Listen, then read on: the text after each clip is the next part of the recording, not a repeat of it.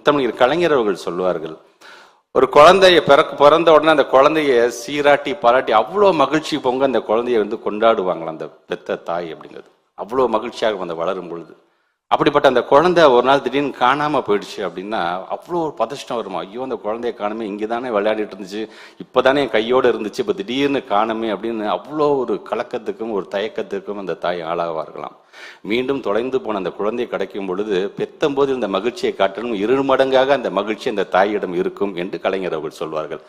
அது போன்ற ஒரு 4 நாட்களாக ஏதோ குழந்தைய தொலைச்ச மாதிரி ஒரு தயக்கத்தில் இருக்கக்கூடியவங்க கவலைப்படாதீங்க, இது கலைஞர் ஆட்சி. மீண்டும் அந்த பிள்ளை நம்ம கைக்கு வரக்கூடிய அந்த நிலையை தமிழ்நாட்டுடைய முதலமைச்சரும் மாண்பு துணை முதலமைச்சர் 2 நாட்களாக துணை முதலமைச்சர் இந்த சங்கத்தை கூப்பிட்டு பேசினியா அவர் கேட்கும் பொழுது உங்கள் மீது வைத்திருக்கின்ற அந்த பாசம் அந்த கலைஞரோட பேர பிள்ளைங்கிறத அதை நிரூபித்த ஒரு வண்ணமாகத்தான் நான் பார்க்கின்றேன். அது வருகை தந்திருக்க இத்தனை ஆசிரியர் பெருமக்கள் இருக்கிறீங்க. இவ்வளோ இந்த 4.5 வருஷம் நம்ம ஆட்சி நடத்திருக்கோம். நாங்கள் இந்த 4.5 வருஷத்துல ஆசிரியர்கள் சார்ந்து பல விமர்சனங்கள் பல பாராட்டுகள் தொடர்ந்து வந்துட்டு தான் இருக்கு. எல்லாத்தையும் நம்ம ஏற்றுக்கொள்ளும். ஏன்னா வாக்களித்தவர்களும் வாக்களிக்காதவர்களும் சேர்த்து உழைக்க வேண்டும் என்று என்னுடைய அரசியல் ஆசான் மாண்பு தமிழ்நாட்டு முதலமைச்சர் சொன்னதை நான் மனதில் வைத்திருக்கின்றேன்.